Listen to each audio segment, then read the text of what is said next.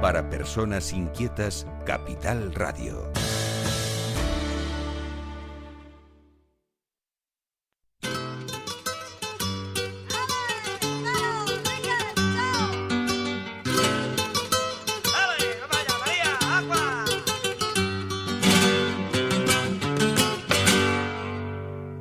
Todo lo que yo te haga, antes ya tú me lo hiciste. Y ahora, ¿qué quieres conmigo si tú para mí no existes? Yo soy mejor persona. Bueno, pues aquí continuamos. No digo recogemos el testigo de Miguel Ángel González porque ya lo recogí antes hablando con él, que está en Fitur como tantísimos otros compañeros de los medios. Por cierto, felicidades a todos los y las periodistas porque hoy es el día del patrón San Francisco de Sales.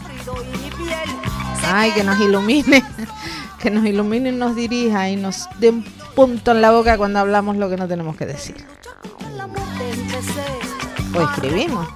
Bueno, durante 2 horitas, saludos cordiales a quienes nos escuchan en sintonía regional a través de Capital Radio Canarias. Durante 2 horitas estaremos acompañándoles en los mandos técnicos Miguel Ángel González Padilla y en el micrófono esta que les habla, Tere Coello. Bueno, ya lo han adivinado, se acabó de María Jiménez. Preámbulo, da la puerta a la tertulia de mujeres. Nosotras hablamos hasta por los codos, porque menuda tertulia teníamos antes de empezar. Saludamos Priscila de León, consejera en el Cabildo de Tenerife. Muy buenos días. A ver, y felicidades a todos y todas las periodistas. Claro que sí. Y Carmen Luisa González, concejala en el Ayuntamiento de La Laguna. Muy buenos días. Muy buenos días a todas. Gírate el micrófono hacia arriba para para que se te escuche perfectamente. Bueno, pues aquí estamos empezando, ya lo decía antes, Fitur. Yo no sé, aparte de ustedes dos, queda alguien por aquí, porque está todo el mundo en Fitur. Veo fotos y está todo el mundo en Fitur. Todo el mundo está, o todo el mundo parece que está en Fitur. Es verdad que es una feria súper importante y nosotros aquí en Canarias, con la dependencia que tenemos del turismo, pues tenemos que estar y tenemos que representar. Pero sí que yo a veces me planteo si es necesario que vaya todo hijo o hija de vecino a Fitur. Yo también me lo planteo. La verdad es que sí, Carmen Luisa. Pues la misma línea, ¿no? Vamos a ver, es una feria súper importante, tenemos que decir aquí estamos, Canarias, sus islas, tenemos que mostrarnos al mundo, mostrarnos para un turismo más efectivo y más eficiente, que nos convenga más que el de sol y playa. Y es verdad lo que comentaba la compañera Priscila, ¿no? Que hay veces que tú piensas, pero ¿para qué es necesario ir, tener ese gasto, si realmente en tu municipio, en tu lugar no hay ese turismo floreciente que se dediquen esos dineros a otras cosas, ¿no? A mí me llamaba la atención ayer una nota de prensa, recibí muchísimas de prácticamente todas las administraciones públicas locales, autonómicas, insulares, de su presencia en Fitur, lo que iban a buscar, lo que iban a representar, sus stands, y me llamó una que de un municipio que decía, este año en Fitur nos costará 60.000 euros menos que el año pasado. Digo, sí sabe. Ya pones la atención en lo que cuesta ir a Fitur para... Claro, es que es una cantidad de dinero bastante importante la que se invierte, porque es verdad que es una inversión que la mayoría de las personas que están allí están pues buscando beneficio para Canarias. Está claro que si no vas, no consigues todo ese beneficio. También es verdad que deberíamos enfocarnos, yo siempre he dicho, más en el producto canaria, en el producto local, en nuestra gastronomía, en nuestros vinos, en nuestros productos y promocionarlos. Y creo que hasta ahí se ha venido haciendo esa línea de trabajo. Yo espero que se siga continuando porque es lo que nos trae el turismo de calidad, que es lo que nos merecemos. Efectivamente, el turismo de calidad es lo que tenemos que atraer y es el que nos conviene ante la masificación de turismo, el venir solamente una semana, un par de días para tirarte en la playa y hacer lo que sea, como se ha visto en estos últimos días, con estas noticias de esos turistas que hacen realmente lo que les viene en gana en nuestros parajes naturales, nuestras edificaciones, eso no es lo que queremos nosotros. Bueno, no es lo que se supone que es lo que no quiere nadie, ¿no? Entonces, lo que hay que proponer al visitante, a los feriantes, a los que vayan allí a ver la oferta, es un turismo de calidad y que realmente lo que se ofrece de aquí es lo mejor que tenemos, pero lo mejor que tenemos para los de fuera, pero es que es de nosotros. Y eso se traslada porque yo estoy pensando en el Parque Nacional del Teide. Para nosotros mimados, la verdad es que yo subo cuando subo y me cuido muy mucho de salirme de los senderos. Sin embargo, estoy viendo en las redes sociales, un día sí y otro también, vídeos de energúmenos y energúmenas, me da igual que sean de aquí que sean de fuera, que lo patean, lo sobrevuelan con drones, lo sobrevuelan con parapente, hacen carreras para un vídeo, para live por zonas protegidas. ¿Qué es lo que está pasando en el Teide? ¿No hay vigilancia? ¿O uno sí? Yo creo que no? yo creo que sí, la vigilancia siempre ha sido algo insuficiente, por mucho que es muy grande el territorio a cubrir y la vigilancia es muy, muy complicada, pero también mucha culpa la tienen o la tenemos las administraciones y los mensajes que damos. Yo siempre he dicho que yo estoy a favor de una promoción del territorio y de los recursos, pero tenemos que cuidarnos mucho con el mensaje que lanzamos. Con lo que decimos, porque llevamos muchos años cuidando el mensaje de para subir al Teide hay que estar bien equipado, para subir al Teide hay que ser responsable, es un espacio natural, no hay que dejar basura, hay que pedir permisos y autorizaciones, y si tú desde las administraciones responsables no mandas ese mensaje, si no mandas que si eres una persona influencer o puedes hacer un vídeo de donde tú quieras, como tú quieras, pues creo que eso nos está haciendo daño, y eso está haciendo pues que a su vez el efecto rebote, el efecto de que la gente de aquí dice, pues sí, los de fuera pueden venir a hacer lo que les da la gana, pues nosotros también. Y creo que es un mensaje muy equivocado. Tenemos que tener en cuenta que es un espacio natural protegido, que hay especies que están en peligro de extinción, que están ahí, y que hay zonas en las que no se puede estar. Sí, eso está claro. Y no solamente pasa en el Parque Nacional del Teide, que ha sido noticia últimamente, pero vemos en Lanzarote, vemos que metiéndose en los ameos, durmiendo dentro de los conos volcánicos, pintando edificios históricos, por muy de ruido que parezcan, sigue siendo patrimonio. Es que eso es elemental, eso es algo que tenemos que cuidar, y al hilo de lo que estaba comentando Priscila, hay que informar y formar y decir, o sea, es para todos, y desde las administraciones públicas tenemos que hacer un poquito más. Claro, porque también uno dice, Priscila, recogiendo lo que has dicho, cuando vemos un anuncio, publicidad de Canarias, y vemos a alguien que en esa publicidad sale en una cumbre alta, divisando desde ahí como privilegiado todo ese amanecer, cuando tú dices, oye, que ahí no puedo ir yo. Es que claro, que para subir a ver el amanecer tienes que pedir un permiso que te tarda como unos 4 meses. Es que yo venía pensando, una valla publicitaria que vi, hasta el Teide más allá de un coche. Claro, el coche está en un estudio, pero hay un paralelismo de la foto de ese coche dentro del parque que te incita a hacer esa foto, a ir tú con tu cochazo o con lo que quieras o con quien sea y después que no somos conscientes. Yo, por ejemplo, recuerdo el año pasado, el anterior, no recuerdo cuándo fue, que la moda estaba en subir a hacerse las fotos de la primera comunión al Teide, llevaban sillones, llevaban de todo. ¡Qué horror! Señores, no, estamos perdiendo el norte. Hay que tener coherencia, que buscar siempre el postureo. Hay que empezar a pensar con cabeza y a tomar conciencia de que tenemos un espacio natural limitado, ya no protegido o no protegido, un espacio natural limitado, que se ha invertido dinero para tener los senderos, muchos senderos en muy buenas condiciones, y que hagamos los senderos que están registrados y que tienen, incluso hay aplicaciones que te dicen los senderos que se puede o no se puede hacer y el estado del sendero. Entonces, aprovechemos los recursos que tenemos y seamos conscientes y consecuentes con nuestros actos. Volviendo a Fitur, bueno, no a Fitur, pero sí al turismo que recibe Canarias. Ayer hablaba con Fidela Velázquez, que ya fue política, y hablábamos de la vivienda vacacional en San Juan de la Rambla, y ella me decía, pero no se puede culpar que no hay tantas. Ella me dijo, no hay tantas, pero en cualquier caso son propiedades privadas y cada uno hace con su propiedad privada, si tiene permiso, lo que quiere. No se puede poner el foco en el domicilio particular que alquila su vivienda y quitarlo de las grandes patronales, que son los que traen turismo y no dejan ni un duro, porque a fin de cuentas la vivienda vacacional en los entornos rurales es economía circular. Claro, es que hay entornos rurales, hay municipios en los que no tienes esa capacidad hotelera. San Juan de la Rambla, por ejemplo, yo hablo de mi municipio, Fasnia, que no tiene esa capacidad hotelera para atraer turismo y que de una manera regulada, porque yo creo que todo este tipo de cosas hay que regularlas, porque no todo... La imagen que damos también es importante, no todo puede ser vivienda vacacional, igual que en su momento con las viviendas rurales, tenían que cumplir unos requisitos.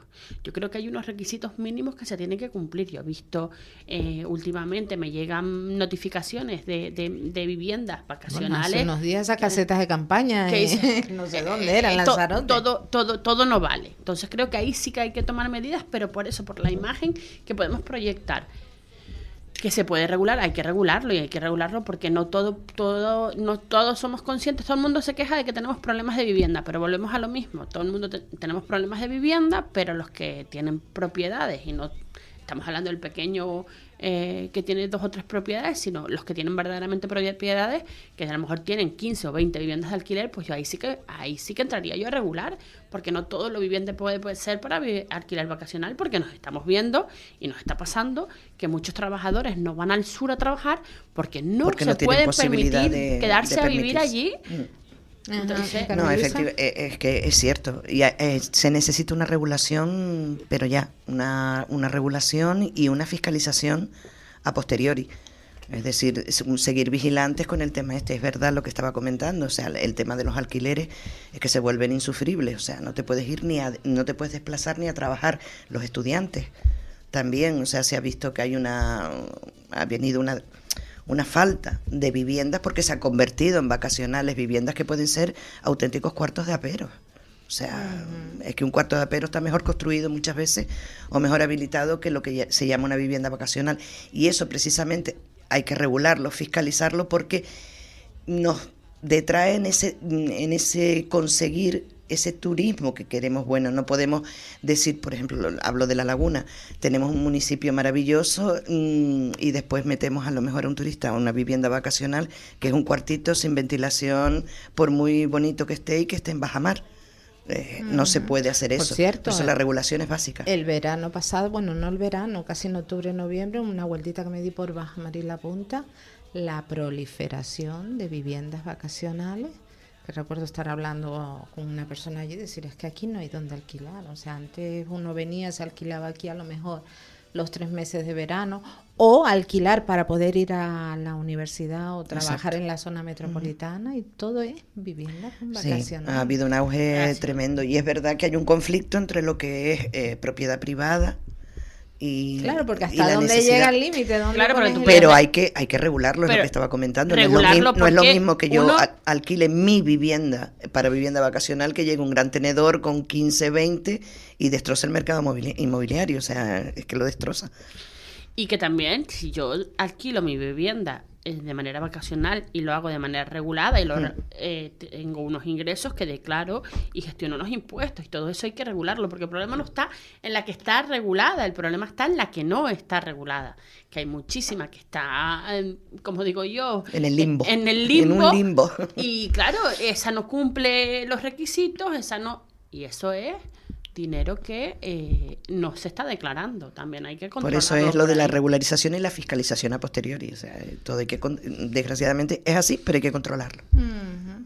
Hace poquito me decían la cantidad de garajes que se están convirtiendo y locales en viviendas vacacionales, sobre todo en las áreas metropolitanas, tanto de Santa Cruz como de Las Palmas de Gran Canaria. En el entorno de las canteras creo que hay muchísimos locales que se han reconvertido en viviendas vacacionales. Pues para que tenemos que hacernos ver que para que un local no se pueda poner un negocio y sea más rentable tenerlo en una vivienda vacacional, algo estamos haciendo mal.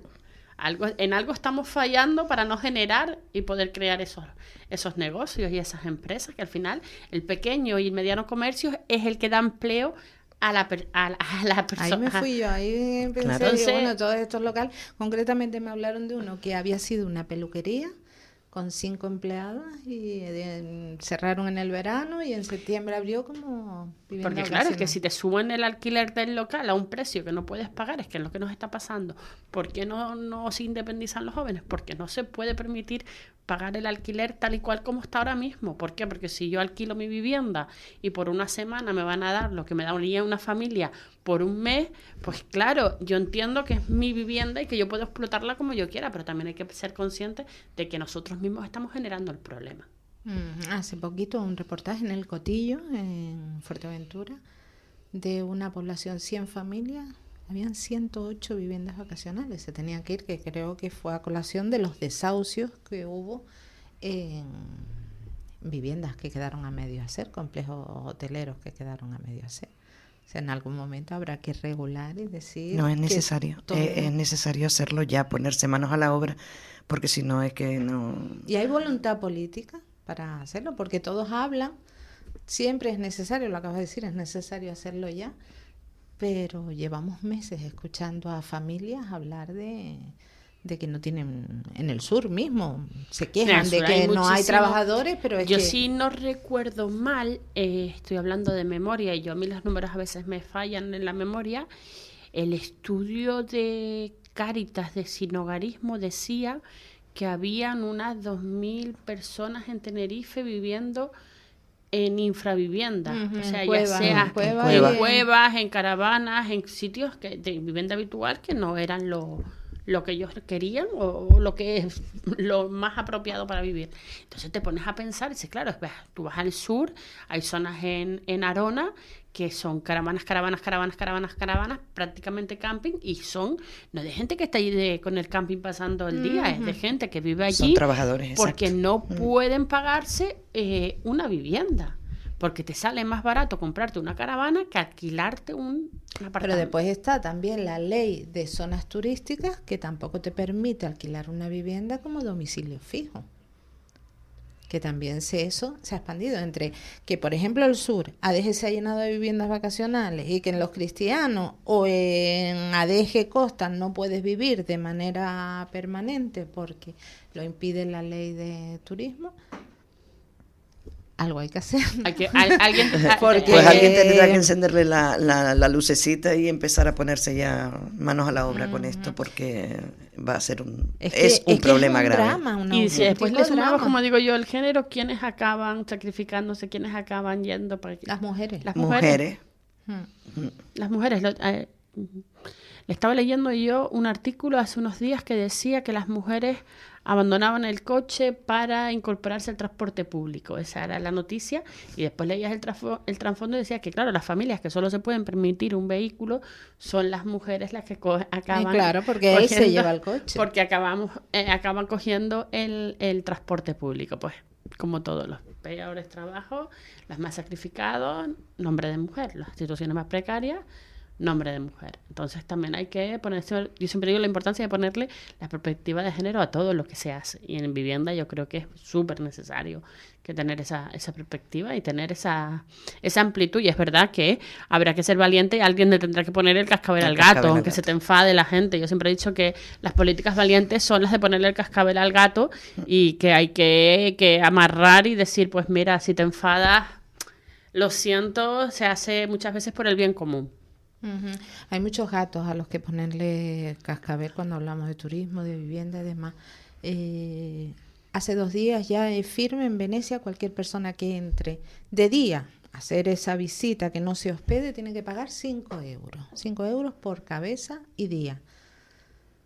¿Nos repensamos en Canarias lo de la ecotasa o se sigue diciendo que no?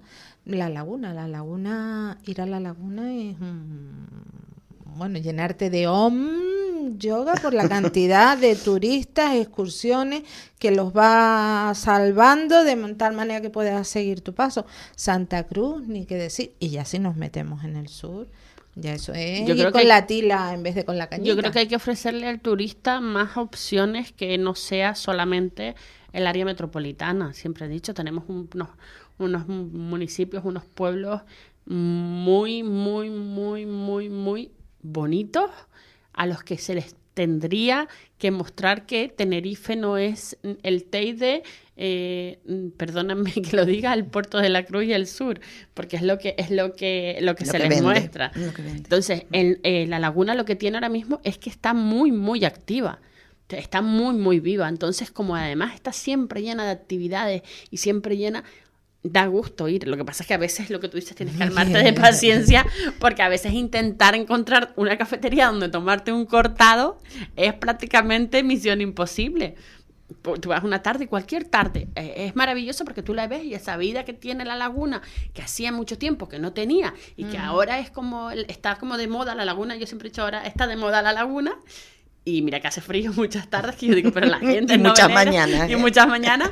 Pero, claro, el turista, los que vienen en el crucero, los puedes subir al tranvía y del tranvía a la Laguna Santa Cruz por el poco tiempo que están. Es que no los pueden mover mucho más, a no ser que ya lo tengan contratado con una guagua y que vayan a ir a... Es que ese es el tema, lo que estabas diciendo, o sea, el contrataje que tienen, o sea, ellos vienen a lo mejor, se bajan del crucero, cogen la guagua, cuando su destino es la laguna, pues normal, paran en la plaza del adelantado, en la plaza de abajo, ahí se paran las guaguas y empiezan a hacer el recorrido por el patrimonio histórico. Entonces ahí es cuando los ves a todos, parece que todos bajan a la misma hora. Entonces... ¿Y qué deja? Es lo que yo voy a... ¿Qué es lo que deja? Eso es lo que intentamos. Ese gasto de suelo, ese gasto de un gasto no, aprovechamiento. Visitas una ciudad patrimonio de la humanidad que requiere unos servicios para mantenerla activa y óptima. Y en condiciones. Y en condiciones, limpieza, todo lo demás. Pero eso, ¿qué dejan tanto? Su parte positiva sí que la tiene, porque sí que es verdad que tú los ves, y es lo que te digo, ves los comercios, ves a los comercios activos. No, yo no estoy activos, en contra, pero digo sacar provecho. Ves los comercios activos, ves las cafeterías y los restaurantes llenos, y eso es economía, y es economía circular. Sí que es verdad que deberíamos a lo mejor aprovecharlo un poco más y que se vaya con otra... Yo te digo que los que vienen en crucero no se sientan ni en las cafeterías ni en los restaurantes. Pero normalmente sí van por todas lo que es los edificios patrimonios en la laguna, los edificios emblemáticos, sí ven que se acercan, quieren conocerlo, incluso hay muchos que se van de su grupo y se cuelan pues por la Casa de los Capitanes, por la Casa Lercar, o sea, se ve que tienen interés, dejan, y hay que aprovechar e intentar que dejen más la oferta turística de la laguna. Afortunadamente, bueno, tenemos costa, pero no es solamente de sol y playa, y tenemos que aprovecharlo. Uh-huh. Y es lo que dices tú, que reinvierta de nuevo en la ciudad, en eso se está trabajando desde el ayuntamiento. Hacemos una pausa, consejos comerciales y continuamos. Para personas inquietas, Capital Radio. 922 21 88 97. Faicanes Tenerife, dígame. Perdone, tengo plagas en la empresa. Le preparamos un presupuesto sin compromiso. ¿Y son efectivos? Claro, en Faicanes Tenerife, empresa pionera en el control de plagas, eficacia y rapidez son nuestra garantía. Faicanes Tenerife, plagados de soluciones. El turismo es nuestra principal fuente de riqueza. Trabajamos para ser un destino más sostenible, digital e inclusivo. Generador de oportunidades y bienestar para nuestra gente, a la altura de las expectativas de quienes nos visitan. Trabajamos por ti. Turismo de Tenerife. Dicen que si viajas solo llegarás antes, pero si lo haces bien acompañado, llegarás más lejos. Abrazar nuestras raíces nos ha hecho llegar hasta aquí. Alcanzar nuevas metas será posible gracias a ti. Caja 7. 60 años guiados por grandes valores. ¿Estás pensando en acudir a abogados? ¿Necesitas respuestas? ¿Otra opinión? Si tienes un problema y piensas que tienes razón, en Bufete Inurria nos encargamos de pedirla. Bufete Inurria, artesanos del derecho. Visítanos en redes. Bufete Inurria. En tu comunidad de vecinos, la gestión administrativa y los servicios de mantenimiento necesitan estar en manos de profesionales colegiados. En Asesoría y Gestión AG, damos servicio de administración de fincas, laboral, contable y fiscal. Nuestros clientes y 20 años de experiencia nos avalan. Consulta las bonificaciones durante los primeros meses. Llámanos al 922 32 60 21 o visítanos en www.asesoriagestionag.com. Viaje con nosotros si quiere gozar. Viaje con nosotros a mil lugar. Turiscom, la revista de viajes en la red, con análisis, entrevistas y reportajes. Turiscom.org te trae puntualmente las noticias del sector. Es un canal fiable de información única. Turiscom.org te mostrará los lugares más singulares de este planeta, con los mejores especialistas y profesionales del turismo que te llevarán por otras formas de viajar. Turiscom, la revista del turismo. Electroaguere. 30 años de experiencia en el sector eléctrico y de las telecomunicaciones. Les ofrecemos soluciones reales a sus necesidades. Instalaciones domésticas, industriales y comerciales. Le asesoramos en ahorro energético. Nuestro correo electrónico es electroaguere@hotmail.com. No dude en pedirnos presupuesto sin compromiso. Llámenos al 922-263-703. Electroaguere, en toda Canarias. Contigo, la 10. La 10 Radio. Tu radio ahora es la 10. Es la 10.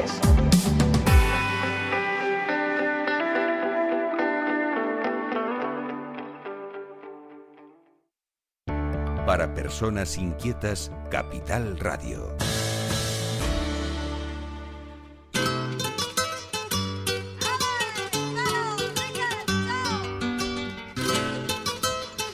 Continuamos, nosotras hablamos, tertulia Priscila de León, Carmen Luisa González, estábamos hablando de turismo, de esa ecotasa, y siguiendo en turismo, ayer daba unos datos de meteorología y de claves, preferencias del turismo, y tal y como está yendo la meteorología, esta subida de grado, la inclinación turística es cada vez irse más a zonas que ni frío ni calor, frescas.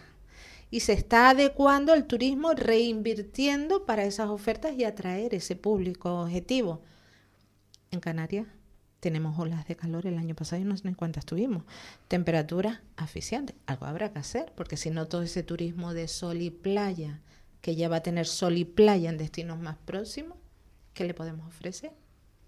Pues habrá que reinventarse. Le podemos ofrecer lo que es el producto kilómetro cero de Canarias, el producto kilómetro cero de la isla, nuestra gastronomía, nuestros excelentes vinos, nuestros excelentes quesos, nuestra naturaleza, nuestros espacios, nuestros parajes, y para eso hay que cuidarlos, hay que mantenerlos y hay que invertir en ese turismo de calidad que venga a dejarse el dinero, pero venga a querer y amar nuestra tierra también. Uh-huh. Exactamente, eso es lo que hay que ofrecer. Desde las administraciones públicas, y les pregunto a las dos, en el Cabildo de Tenerife, ahora en la oposición, pero el pasado mandato en áreas de gobierno, Carmen Luisa González, ahora en áreas de gobierno, antes en la oposición y mucho antes en gobierno, el partido, se tiene en cuenta, porque yo preparando esto digo, a ver, a mí me viene un turista y contacta conmigo, un familiar o lo que sea, sí, yo lo llevo al Teide porque tiene que ir al Teide, pero vamos,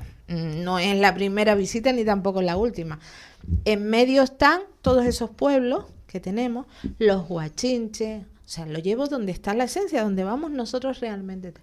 ¿Por qué a la hora de la verdad del turismo, desde las consejerías y concejalías, no se piensa en la economía circular, en los pueblos, en llevarlos y decir, oye, pues mira, una ruta de guachinches, una ruta de vinos canarios, sino se le ofrece eso, ¿no? Que si museos, que si... Yo creo que tenemos varios tipos de turistas, y es verdad que con el tiempo También hemos captado ese turista que viene a turismo rural, que viene a nuestros entornos, que ama nuestro paisaje, que vean nuestras casas rurales y les importa y quieren ver cómo se cosechan las papas, cómo se coge el vino, porque yo los he visto, tengo conocidos con casas rurales de este tipo que ofrecen estas alternativas y que han invertido muchísimo dinero, no solo en que esa casa cumpla con las condiciones que tiene que tener, sino que encima ofrecen ese turismo de calidad que es a donde nos tenemos que enfocar.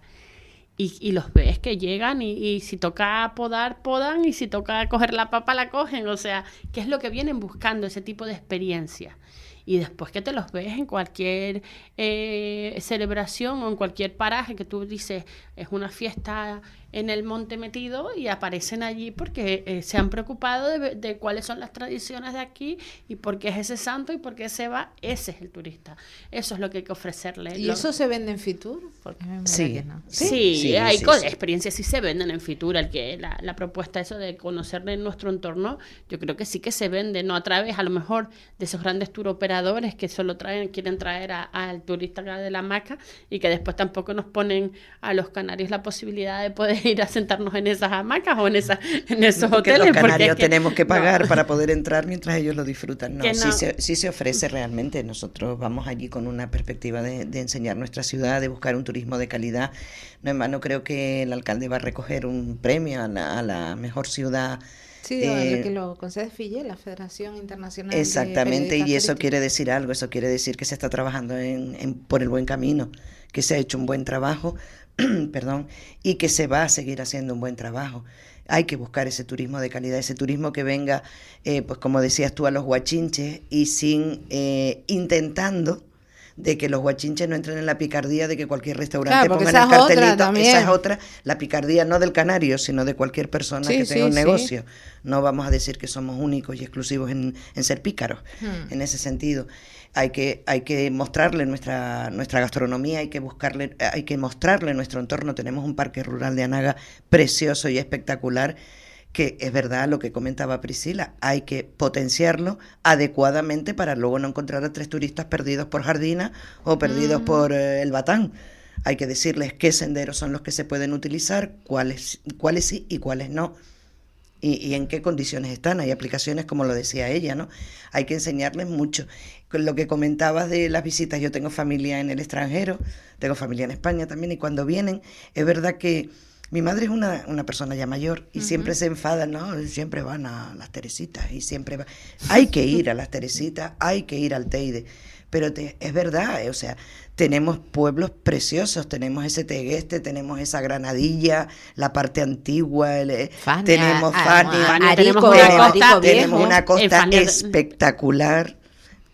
La parte de Abades, toda esa zona, o sea, es para hacer buenas caminatas, buenos senderos, no encontrártelos con los quads destrozándolos, o con las bicicletas, o con las motos, no encontrándotelos así, pero sí es verdad que hay que potenciarlo y se hace. Nosotros, por lo menos desde el Ayuntamiento de La Laguna, sí se estaba haciendo y se sigue, se continúa. La Laguna con esa tiene labor. Zonas preciosas para no solamente la calle Herradores y es que la Laguna afortunadamente no es solamente por eso, y los ves ahí todos concentrados, los guías los llevan ahí volvemos a lo de antes, que incluso hasta lo mejor molestando, porque están masificados y siempre es lo mismo. Sin embargo, te los metes por las traseras del Cristo para arriba, la zona de las Mercedes, los baldíos, no sé, y claro, también ponen lo que tú dices. Que tenemos rutas preciosas, incluso se potenció en el mandato pasado una ruta etnográfica, que era la ruta de los Menseyes, que yo supongo que la volverán a retomar, que era una ruta preciosa contando lo que era la batalla de la Laguna, parte de nuestra historia que no se quiere,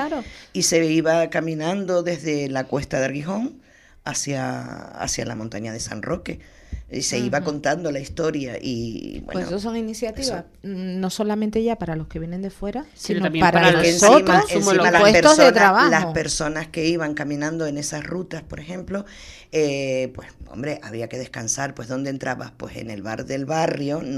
Ya no estamos hablando de la ciudad centro, estamos hablando de barrios como Gracia, Finca España, o sea, entraban los valles, Barrio Nuevo, los valles, ¿sabes? Todo eso hay que potenciarlo. y es lo que se está haciendo.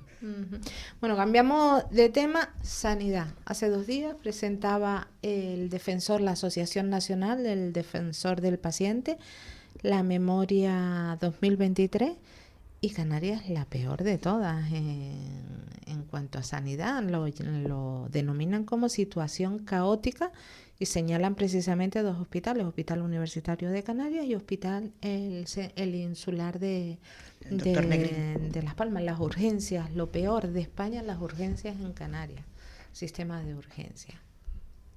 Pues... Y eso que ayer entrevistábamos a la presidenta y decía, y son los mejores datos teniendo en cuenta la realidad de la última década. Han bajado las denuncias. Yo le preguntaba, porque la gente ya se ha hartado, simplemente. Si se denunciara fehacientemente, porque la llama muchísima gente, le escriben, pero a la hora de denunciar se echan para detrás. Si todas esas denuncias se llevaran a cabo, sería escandaloso.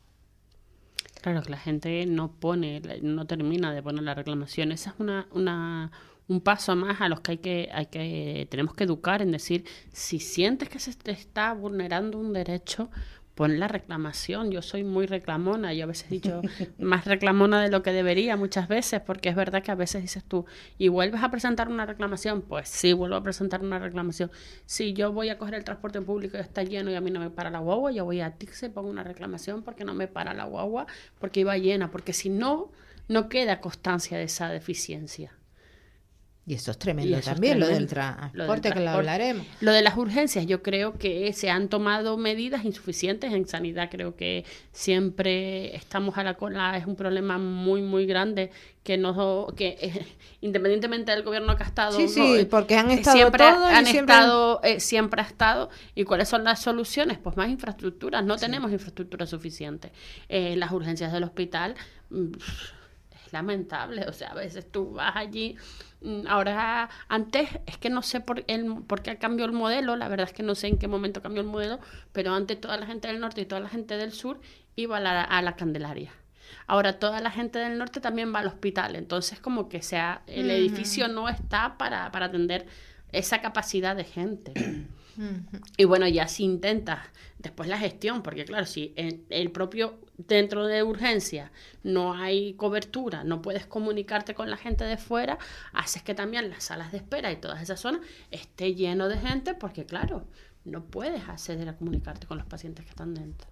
Yo creo que sí, que es gestión, es falta de infraestructura y falta de personal, evidentemente. Y también es lógico, si valga de aquí una piedrita, a ver si se realiza, si las infraestructuras sanitarias en el norte y en el sur de la isla estuvieran terminadas en funcionamiento correcto, con el personal adecuado, y se pudieran acceder tanto a urgencias como a cuidados paliativos y a otro tiempo, los hospitales, como por ejemplo el Hospital Universitario y Nuestra Señora de la Candelaria, no tendrían esa saturación. Pero sí es verdad, o sea, algo hay que hacer, independientemente del que haya estado en temas de gestión, el que haya estado gobernando, siempre ha sido una lacra, y además es una sensación que se percibe y se vive. O sea, tú cuando vas al centro de urgencias lo vive la persona que está siendo atendida y la persona que va de acompañante. Esa falta de información, de empatía también, igual. Yo no digo que sea súper simpático la persona que me está atendiendo, no tiene por qué serlo, porque no tiene por qué serlo, tiene que ser profesional y humano. Mm. Sí, profesional y humano, y estar ahí. Pero claro, cuando no hay suficiente personal y sobre todo no hay suficiente infraestructura, pasa lo que pasa. Y como profesional también ten en cuenta que cuando tú estás en una situación que está desbordada, un día puedes aguantar pero cuando es un desbordamiento continuo, estamos sometiendo un estrés al personal sanitario que ya nos olvidamos de cuando salíamos a aplaudirles. Sí, entonces, hay que tener memoria y pensar que que tenemos que seguir siendo esas personas que nos salvaron la vida en la época de la pandemia, a los que les admirábamos, y que ahora tenemos que entender que ellos también están desbordados por una situación que ni siquiera ellos mismos están ser igual de responsables de cuando salíamos a aplaudirles. Tú lo has comentado, es decir, tenemos que ser conscientes de que, sin ser abogado del diablo ni Sí, nada, claro. pero tenemos, por lo menos yo lo soy, yo lo intento ser. Por un catarro, por una gripe, por muy fuerte, por muy mal que te sientes, no hay que saturar los servicios sanitarios de urgencia en los 2 grandes hospitales referentes de la isla. Claro, Tenemos pero- nuestros servicios. No, lo digo, que quizá una solución posible, probable, pudiera ser aumentar los servicios 24 horas de urgencia en zonas, en centros de salud. La atención que primaria. por ejemplo. Nada más, porque si yo hoy llamo a atención primaria porque me duele, porque tengo fiebre, porque tengo gripe, se me ha metido en la cabeza que es el COVID con la mezcla de la A con no sé cuántas cosas que están pululando. Ahora nos están hablando del virus X, que está ya muchísima gente obsesionada pensando que va a ser eso. Y yo me noto, yo estornudo, o no yo, sino alguien que tenga críos pequeños y los ves con fiebre, y llama y te dan fecha para dentro de 10 días, yo me cojo a mi niño o a la persona mayor que esté conmigo Y me voy a urgencia, porque duele, y cuando te duele no estás pensando en aplauso ni en merecimiento, sino ves que esa persona pasa por al lado tuyo y ni te mira. Sí, pero la que no tiene culpa porque irá a otro lado. Pero ahí volvemos a lo mismo, la responsabilidad, cuando tengo que acudir a atención primaria y cuando tengo que ir directamente a un hospital. Y ahí volvemos siempre, que ahorita van a tener que poner un cartel: por gripe no venga usted al hospital. No venga, exacto. Vaya usted a su centro de salud, que ahí está el profesional que le atenderá. Claro, pero si no te atiende el profesional. Pero en urgencias del centro de salud, porque hay urgencias que tienen 24 horas, que tú no está tu Eso médico y te atiende. Eso es lo que habría que promover. Y te atiende un médico de urgencias, que es el que te ve y te pone y te atiende. Ya cuando son niños, tienes la preocupación de que no todos los centros de urgencia tienen un pediatra 24 Esa horas. es otra. Que esa es otra. Entonces, muchas veces tú dices, me va a ver un médico genérico, pues tiro o me voy al hospitalito o me voy a otro centro más especializado que me pueda atender un pediatra. Pero sí que es verdad que necesitamos más recursos en sanidad y después tenemos recursos. Por ejemplo, me estaban comentando a mí el otro día, en la Candelaria, el centro que abrieron para enfermedades emergentes, un edificio entero vacío. Está vacío. Que no ha entrado en Vacío. O sea, funcionamiento. una epidemia, que volvemos a tener una epidemia como la gripe más COVID en todas las plantas de la residencia y en todas las plantas del hospital, y el centro de cerrado. Ahí hay responsabilidad de gestión. Porque si tienes un edificio al que simplemente hay que ponerle personal, pues se pone el Claro, personal. ¿y qué pasa con el personal? Porque hablaba también hace unos días con el presidente del Colegio de Médicos de Tenerife, Rodrigo Martín, y él decía, claro, dice, nosotros tenemos la solución. Pague usted bien a los médicos, haga usted atrayente el puesto de trabajo, permita usted que esos médicos puedan conciliar también con su vida familiar, porque a un médico no le puedes poner una guardia de 24 horas y después estar un día en casa que estará hecho polvo y volver otra vez con el estrés. Haga usted contrataciones de más personal y verá usted cómo se soluciona todo este problema médico, empezando por la atención primaria. Claro, si pagas de acuerdo a lo que están pagando en otras comunidades, es que es la peor comunidad que paga los sueldos en todo esto. Y después uno ve los presupuestos y ven que en sanidad crecen y se destina a la parte de personal. ¿Pero qué personal? Si sigue habiendo escasez de... Yo creo que una solución está en poner público y dejar de concertar. Otro cascabel del gato. Claro, porque aquí digo yo, aquí dicen, claro, si el Hospital del Sur no se termina porque hay intereses privados para que no se termine, de otra empresa privada. El Hospital del Norte no se termina porque hay otra empresa privada que necesita que no se termine para seguir recibiendo concertaciones y demás. Pues entonces estamos Entonces, si tú pones edificios públicos con personal público haciendo pruebas que no conciertas, porque claro, después te conciertan las pruebas, como digo yo, de fácil facturación. El que te hagan un electro, el que te hagan lo fácil, venga, lo hacemos. Y que es mucho. Y que es mucho. Son muchas cosas, pero después lo importante, tienes que entrar en un quirófano y normalmente te lo desvían a los 2 hospitales públicos. Con lo cual, ¿a qué estamos jugando? ese es otro cascabel, cuando han habido personas un poco valientes, y yo aquí hablo de Tere Cruz, por ejemplo, que...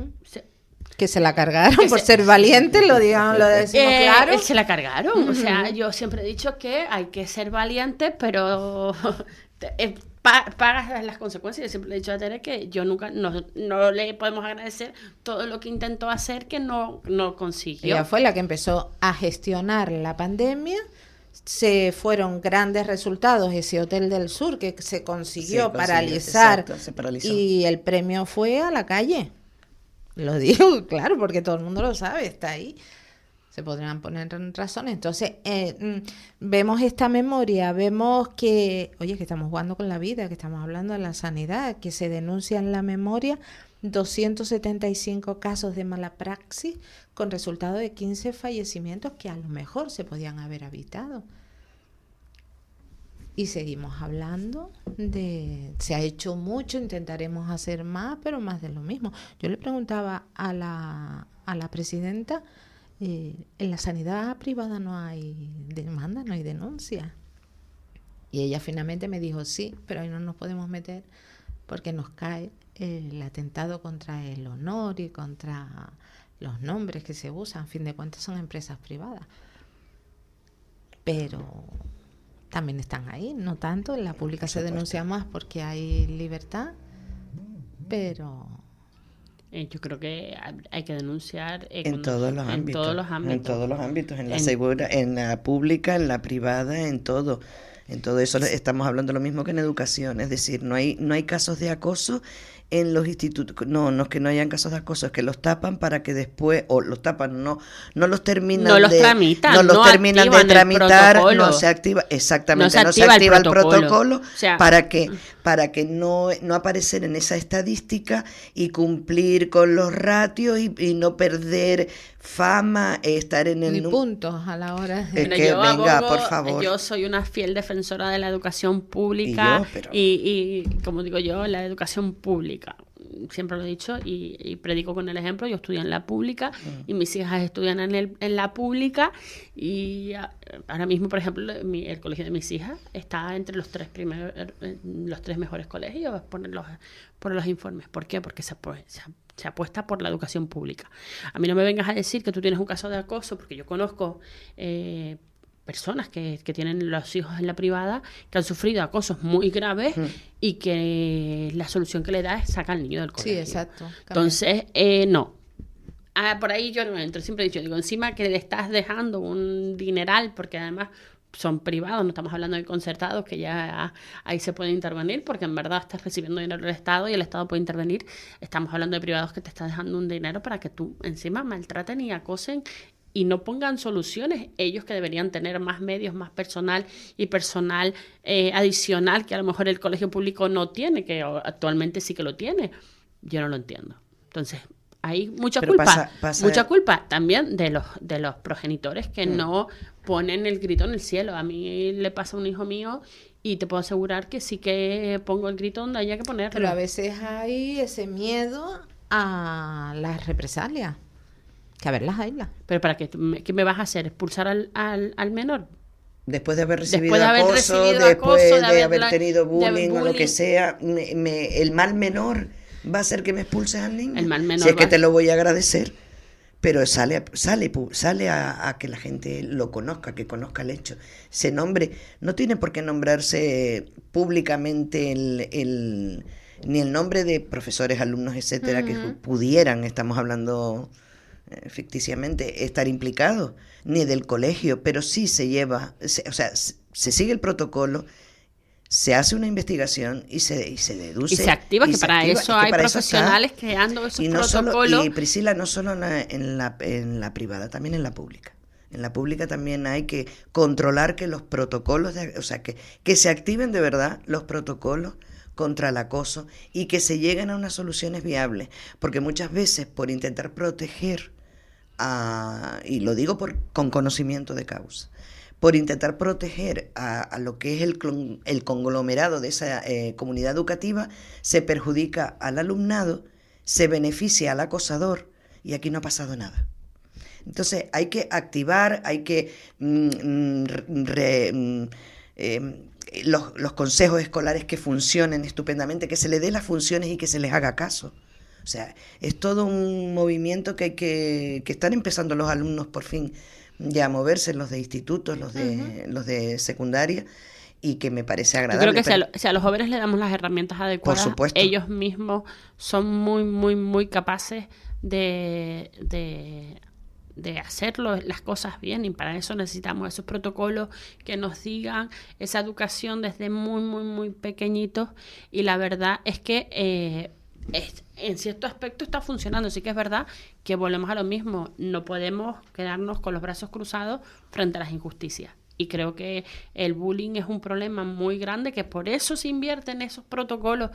Y la fama, tenemos que empezar a dejar que si yo estoy en la estadística, a mí como madre de alumnos, si yo veo que el colegio de mi hija está en una estadística porque ha activado el protocolo, a mí no me debería echar para detrás, sino al contrario. Me debería decir, pues frente a un problema que se puede dar en cualquier alumno o alumna, el colegio sabe activar el protocolo. Lo ha activado. A mí eso, yo lo veo como algo que me da una seguridad. A mí esos colegios que lo que te venden es que no, aquí no pasa nada. Discreción, a mí... A eso hay que cogerlo con pinzas. Hay que cogerlo con pinzas, y a mí me daría un poquito de apuro o de miedo de que mis hijas estudiasen allí. Bueno, afortunadamente cada vez son menos, cada vez se está más vigilante sobre los centros educativos, tanto en la forma, en cómo se gestiona, como en los contenidos. Bueno, pues llegamos casi al final de la tertulia. Es que nosotras hablamos, vamos a tener que cambiar el nombre, nosotras hablamos mucho. Nosotras hablamos sin parar. Bueno, empezamos con turismo, hemos hablado de vivienda, hay que hablar constantemente, mucho. Y de sanidad e educación. Y terminamos por educación. Casi los 4 pilares. Los 4 pilares del bienestar, y es verdad que hay que invertir muchísimo en los 4. Es verdad que la sanidad, yo muchas veces me pregunto cuál será la solución, pero es que muchas veces son de esos problemas enquistados que tenemos, y tenemos que darle muchísimas vueltas y poner, cuando dicen, no, es que tiene que estar gestionado por un médico. Yo siempre he dicho que yo, que vengo del sector privado, yo siempre he dicho que en esos centros hay que tener buenos gestores. Y los gestores los médicos son buenos curando, pero a lo mejor no son tan buenos gestionando. Entonces hay que tener un buen equipo de entre gestión y de buenos profesionales que sepan. Y de una vez por todas ponernos en consenso, hablarlo. A lo mejor da igual la política que intentes hacer, es intentar curar, nunca, es que parece curar la sanidad canaria, pues hay que curarla salud, y llegar a un gran consenso entre los partidos y definir qué es lo que queremos, porque al fin y al cabo todos la vamos a necesitar. No, está claro. El estar bien es tener buena salud. Llegamos al final, como siempre. Muchísimas gracias, Priscila. A ustedes por la invitación, que saben que yo siempre que puedo me escapo. Y a nosotros que nos encanta que te escapes y estés aquí. Carmen Luisa, muchísimas gracias por estar aquí. A ustedes siempre. Bueno, y en este punto hacemos la desconexión regional. Saludos a todas las personas que nos han acompañado a través de Capital Radio Canarias. Escuchamos un poquito de publi, escuchamos la información nacional y volvemos. Para personas inquietas, Capital Radio. Para personas inquietas, Capital Radio.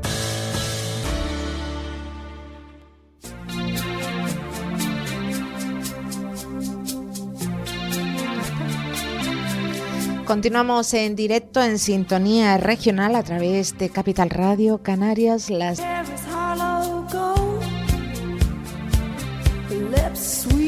Y en este punto ponemos la atención en el sector primario.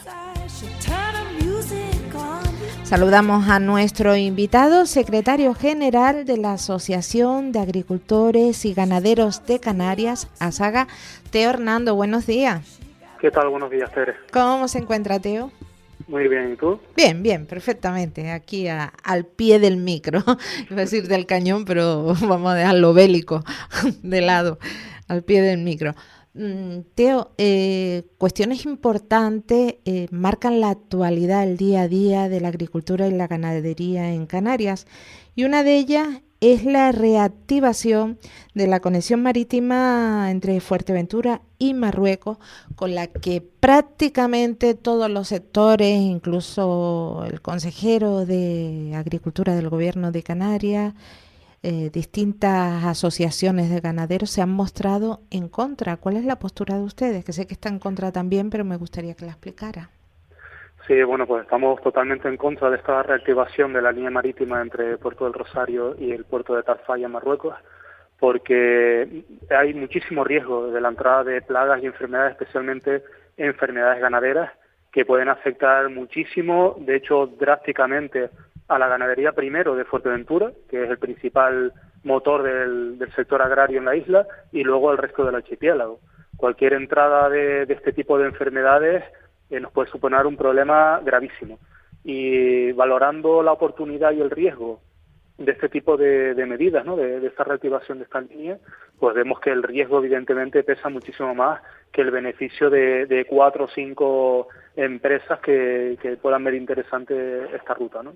Principalmente porque estos dos puertos, como hemos mencionado en varias ocasiones ya, estos dos puertos son puertos muy pequeños, tanto el de Fuerteventura como el de Tarfaya, y por lo tanto no van a tener la dotación ni los medios para asegurar una sanidad tanto en las mercancías como en los vehículos, ¿no? Por lo tanto, evidentemente va a ser un coladero, si efectivamente se reanuda esta línea, va a ser un coladero tremendo, no solo de posibles plagas o enfermedades de Marruecos, sino del resto del continente africano hacia Canarias de forma directa. Uh-huh. Efectivamente. Antes hablaba con el director de esta casa sobre esta normativa y otras similares, y a mí se me llega el término hipocresía por parte de la Unión Europea. ¿Cómo es posible? Y por otros mandatarios. ¿Cómo es posible que al agricultor español y por ende al canario, agricultor y ganadero, estén sometidos a tanta normativa que deben cumplir impuestos y demás, y después por líneas como esta puedan pasar productos de terceros países que no llegan ni a la 10ª parte de todos los cumplimientos a los que están obligados los canarios?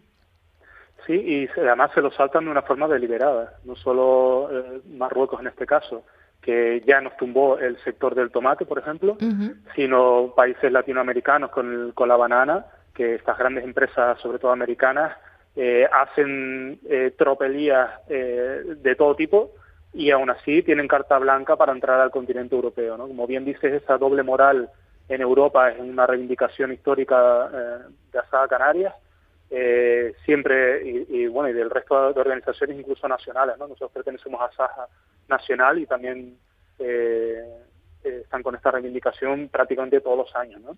¿Cómo es posible que a nosotros se nos exija unos niveles de sanidad agroalimentaria, animal, medioambiental, laboral y un largo etcétera, y luego a todos estos países se les deje pasar casi que libremente, siempre haciendo de moneda, en el caso de Marruecos, con el tema de la inmigración, ¿no? El sector agrario español es la moneda de cambio. No entendemos muy bien el porqué, ¿no? Establezcan medidas migratorias o políticas de otro ámbito que no sea yo te doy esto para que tú no me dejes. O sea, es que son cosas de risa y un insulto a los profesionales de este sector. Lo que se está consiguiendo con todo esto, bueno, que en Europa parece que en Bruselas todos somos como muy sostenibles y muy medioambientalistas y lo que queremos es que todas nuestras producciones sean ecológicas, pero en realidad lo que está pasando es que la producción en Europa está descendiendo y lo que nos estamos comiendo de verdad, lo que nos estamos metiendo por la boca y a nuestros hijos también, son productos que vienen de todos estos países con productos fitosanitarios y con medidas que no tienen absolutamente nada que ver con lo que hacemos en Europa, ¿no? Y te pongo un ejemplo clarísimo. Ya no solo de Marruecos, que todos los años tiene infinidad de alertas fitosanitarias en la frontera porque se pasan los plazos, porque se pasan los índices máximos de residuos, de los plaguicidas, sino, por ejemplo, ¿se acuerdan el tema de las vacas locas? Que era porque se les estaba dando harina de origen animal, entre otras cosas, ¿no? Bueno, pues eso se prohibió en Europa porque para proteger no solo a los animales, sino también a los humanos. Bueno, pues el pollo que está viniendo a mansalva de Latinoamérica y que en Canarias entra subvencionado, porque se le quita el arancel gracias al REA, ese pollo se está alimentando con harinas de origen animal y nos lo estamos comiendo aquí. Sin embargo, a nosotros nos exigen unos criterios de calidad y de bienestar animal tremendos, que está haciendo desaparecer la producción de pollo y de huevos, no solo en Canarias, sino en el resto de Europa. No sé, ¿de qué estamos hablando? Si al final lo que nos estamos comiendo de verdad es lo de terceros países. ¿Y cuál es el límite, esa línea a la que se debe llegar para que la gente diga basta? Así como el sector sanitario ya ha dicho no aguanta más y las quejas están por todos lados y hay cierto apoyo ciudadano al sector, ¿qué pasa con la ganadería y la agricultura? Si al fin de cuentas es de lo que comemos, somos lo que comemos y dependemos pues bueno, tanto del campo. Ya en Alemania y en Francia se están haciendo manifestaciones masivas. El año pasado en Madrid se hizo una manifestación a nivel nacional también del sector. Y lo que va a suceder al final, con toda esta presión que se está ejerciendo sobre el sector y además ese señalamiento con el dedo de que somos los causantes de todos los males del medio ambiente y del planeta, ¿no?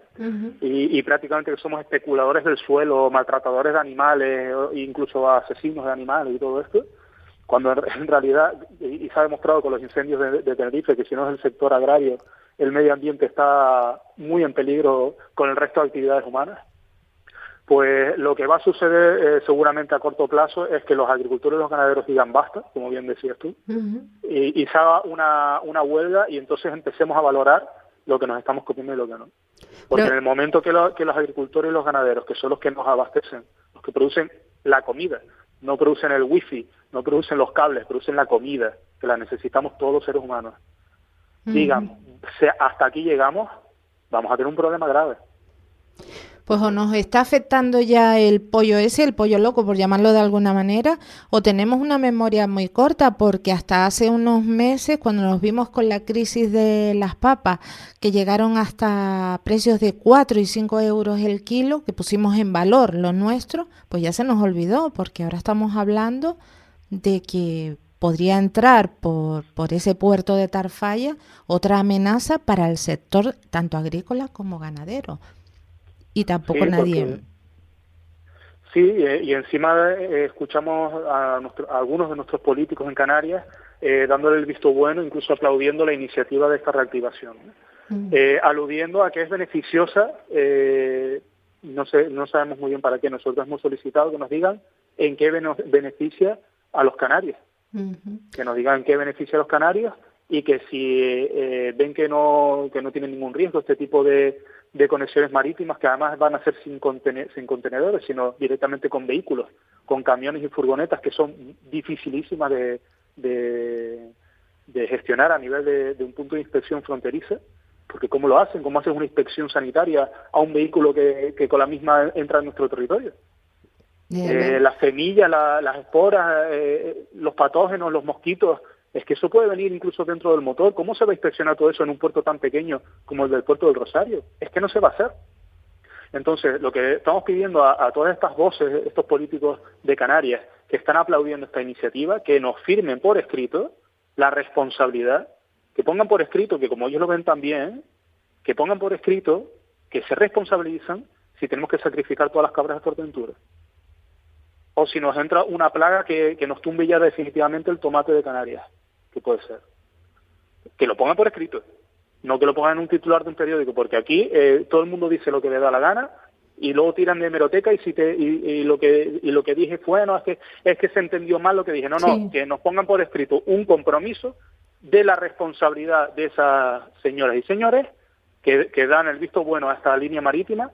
En el caso que pasara algo de este tipo, algo tan dramático como el sacrificio de cabras en Fuerteventura, que se hagan responsables personalmente. A ver quién nos firma. Teo, ¿qué explicación le dan ustedes? Porque está claro que la presidenta del Cabildo de Fuerteventura o el presidente de la Cámara de Comercio de Fuerteventura estén de acuerdo, está claro, ¿no? Intereses económicos dentro de la propia isla. Pero que sea, usted ha dicho políticos, yo digo los nombres, vicepresidente del Cabildo de Tenerife y vicepresidente del Gobierno de Canarias, que sean los que estén a favor, ¿qué explicación le dan ustedes a esto? Porque ya Narváez Quintero, consejero de Agricultura del Gobierno de Canarias, ha puesto el grito en el cielo, así como otros tantos. Claro, bueno, porque ellos están viendo que esto es interesante para otro tipo de economía en Canarias, que se ve que es lo que quieren potenciar. Evidentemente el sector agrario no lo quieren potenciar. ¿Y qué otra economía podría potenciar? Pues será la construcción, las energías renovables, etcétera, etcétera. Sí, pero sí. evidentemente el sector agrario en Canarias no se va a ver beneficiado, ni mucho menos, y el resto de la población canaria tampoco. Evidentemente, y aparte que comemos, es que tenemos esa costumbre de comer todos los días y que aunque sean alimentos procesados salen del campo también, no se inventan algunos se terminarán inventando en laboratorios, pero las materias primas siguen siendo orgánicas del campo.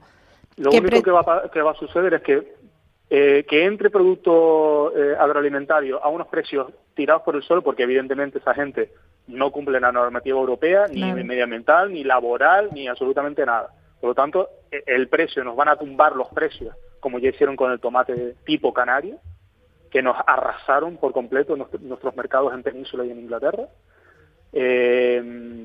Nos van a tumbar el precio, vamos a estar comiendo productos fitosanitarios desautorizados en Europa, de esos productos, evidentemente, y además nos van a entrar plagas agrícolas y enfermedades ganaderas a tropel.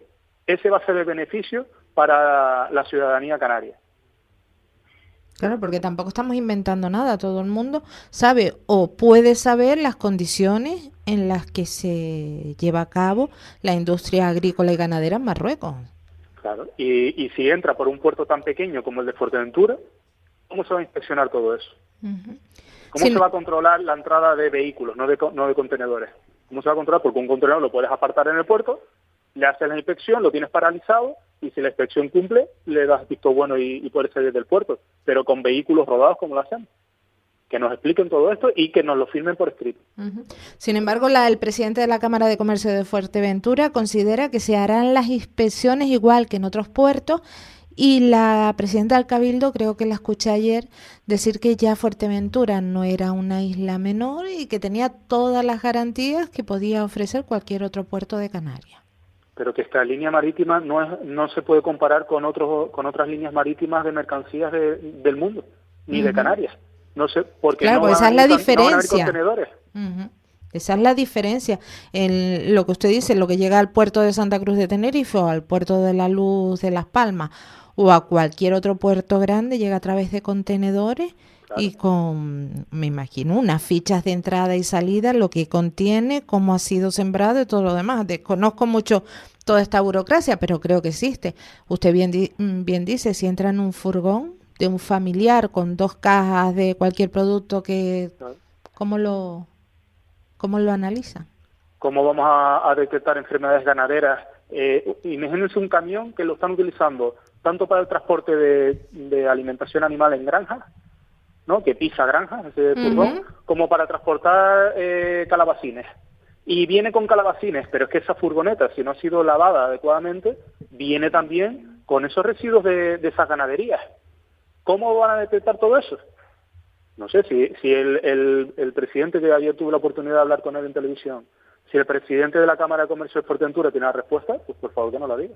Bueno, yo estoy pensando que si paralizaron la actividad en el puerto de Las Palmas durante horas y creo que un día porque se encontró un mosquito tigre, ¿cómo van a llevarlo a cabo en esta línea? ¿Lo serán capaces de detectar? Evidentemente no. Teo, ¿hay interés en acabar con el sector agrario en Canarias? ¿Crear una competencia desleal con productos traídos de África? Bueno, a los hechos nos remitimos, ¿no? Es evidente que no solo en Canarias, sino que en Europa no se apuesta por el sector agrario. Lo están dejando morir, le están poniendo cada vez más tierra encima y más burocracia y más normativa y más exigencias. Y eso, bueno, incluso en Holanda se está llegando al punto que le están bonificando, le están subvencionando a los ganaderos que cierren la explotación. Que cierren la explotación. O sea, te doy una subvención para que cierres tu explotación. ¿Y entonces? Bueno, claro, traer los pollos esos locos de otros países. A traer cosas de terceros países que no se quejan tanto con los derechos sociales como en Europa. Y los 4 o los 5 grupos empresariales que están detrás de todo eso, a llenarse los bolsillos de dinero, que son los lobbies que gobiernan Europa. ¿O qué se piensan? ¿Que todo esto es la sostenibilidad del medio ambiente? Aquí estamos hablando de dinero. El que se crea el discurso del medio ambiente y la sostenibilidad, de verdad que se lo hagan mirar, ¿eh? Porque es así de crudo.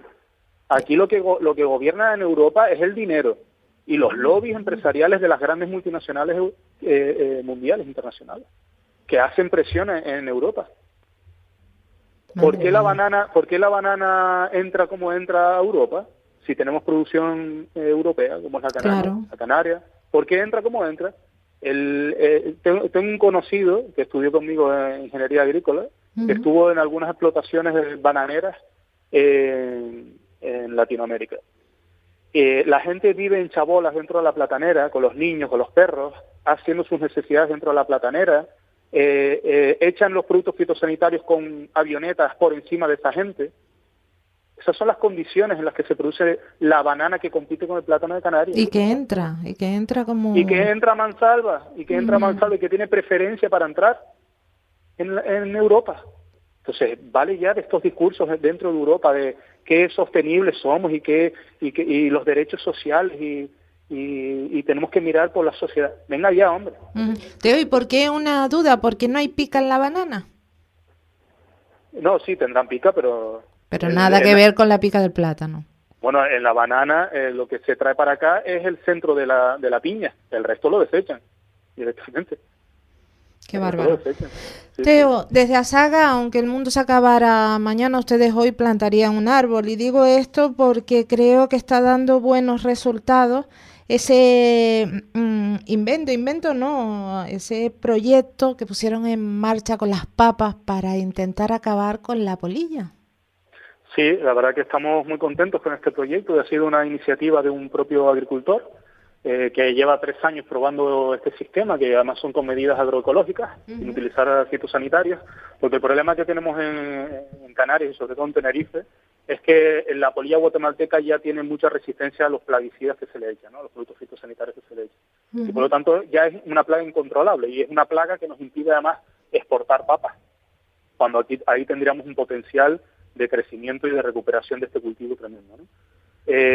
Estamos haciendo esta prueba piloto por nuestra cuenta, junto con agricultores tanto de la zona sur como de la zona norte, que se han prestado voluntarias, y desde Asaga le hemos puesto los medios para hacer la prueba.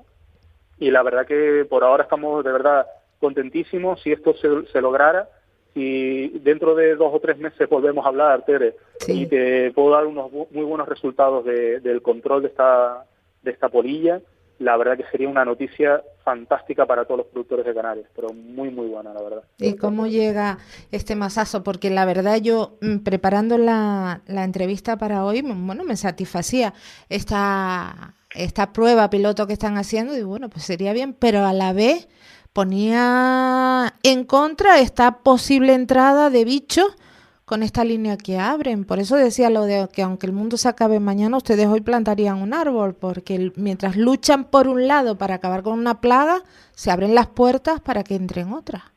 Pues mira, esta plaga precisamente de la papa, que nos mantiene en jaque todos los años, que perdemos, hay agricultores que pierden hasta el 100%, pero en años así malos, de forma general, se pierde hasta el 60 y 70% de la cosecha. Esta plaga entró en una papa que se trajo a alguien en el bolso de Venezuela. Vaya. En un avión. Entonces, fíjate lo incontrolable que es la globalización, en este caso, lo incontrolable para un insecto, el ser detectado. Si encima se lo ponemos todo a favor, como es el caso de esta conexión con África, tan directa, por puertos tan pequeños, porque que sean conexiones a través de puertos grandes, que tienen infraestructura, que tienen sistemas de control, nos parece perfecto, y de hecho ya se hace. Hay muchísimas conexiones al puerto de la Luz y de Las Palmas con muchísimos puertos de África, pero que se hagan entre puertos pequeñitos es donde hay muchísimo riesgo. Claro, el peligro. Y con respecto a lo que ha contado del avión, ¿se ha bajado la guardia también en alimentos o productos agroalimentarios que entren por avión? No, porque todo lo contrario, se han reforzado las inspecciones y ahora mismo no te dejan pasar nada que sea orgánico. y Pues, que no esté totalmente envasado al vacío y con su etiquetado, etcétera, etcétera. Tú vas con un bolso y tienes una plantita o una semilla en el bolso y te lo retiran. o sea, se ve, Ni mucho menos con... Sí, sí. lo capta. Bueno, y ya para ir finalizando, Teo, ha llovido algo, pero no sé si es suficiente para el campo Canarias. No, no es suficiente. Todavía continuamos, la verdad que, bueno, estas pequeñas lluvias que han caído las recogemos con los brazos abiertos, evidentemente, porque es que es tan necesario, es muy necesario que llueva, y no solo por la agricultura, por la recarga de los acuíferos, que al final nos afecta a todos, tanto a la agricultura como a la población en general, a la industria, al turismo. Es muy necesario que llueva. Ahí, evidentemente, dependemos de la climatología, no podemos hacer mucho más, pero también podemos ser más eficientes en el consumo del agua, en el suministro del agua, evitando las pérdidas, y ser conscientes de que en Canarias tenemos un recurso muy limitado que es el agua. No podemos estar derrochando, porque, por ejemplo, el año pasado se estaba quitando agua de los agricultores, en el caso, por ejemplo, de La Orotava, que lo pasaron fatal, lo pasaron muy mal, para dárselo a determinados municipios que estaban a punto de decretar la emergencia hídrica para abastecimiento poblacional. Pero por el contrario, no se estaba haciendo ningún tipo de restricción a ese consumo en la población. Entonces, la población podía estar derrochando agua lo que quisiera a costa de que los agricultores no pudieran regar. Entonces, todos tenemos que ser conscientes de que tenemos un recurso muy limitado que tenemos que repartir, porque es el que es, hasta que no tengamos grandes infraestructuras que ahora mismo se están desarrollando, pero que no están puestas en marcha. Tenemos que ser conscientes de que esto no es infinito. Y que puede ser eso, puede estar sucediendo que nos estén quitando a uno para dar a otro. Pues hay que tener cuidado con el agua y el uso que se le da. Y ya por último, ahora sí leía, antes hablábamos del plátano, de la banana, pero centrándonos en el plátano de Canarias, el sector platanero estudia diferentes estrategias para revertir la caída de los precios. Y yo le pregunto, ¿la caída de los precios al agricultor o al consumidor? Al agricultor. Porque al consumidor nos tienen, amarillos con el precio de los plátanos. Los agricultores han estado un 2023 dramático. De hecho, incluso muchísimos agricultores, sobre todo de La Palma, nos han dicho que si este 2024 vuelve a ser así, se plantean hacer reconversión de cultivo o dejar el plátano, porque ya no les está saliendo rentable. Ya no pueden pagar ni los gastos con esos precios, ¿no? Y esto es consecuencia del año tan caluroso que hemos tenido, que se han juntado cosechas que no eran que el mercado no era capaz de absorber, y por lo tanto el precio se va por los suelos, ¿no? Evidentemente en el plátano, que es nuestro motor dentro de la agricultura, tenemos que seguir evolucionando, tenemos que seguir pensando en hacer cosas nuevas, no quedarnos estancados, porque luego pasa lo que pasa, evidentemente, ¿no? Nos tenemos que seguir adaptando, readaptando, incluso ahora a estas nuevas condiciones climáticas, porque si no, evidentemente sufriremos el latigazo y tendrá consecuencias muy graves para los propios productores, claro. Pues habrá que tenerlo en cuenta. Teo Hernando, secretario general de ASAGA, Asociación de Agricultores y Ganaderos de Canarias, como siempre, mil gracias por estar con nosotros. Muchas gracias a ustedes por darnos voz. Gracias, Teo, un abrazo. Capital Radio.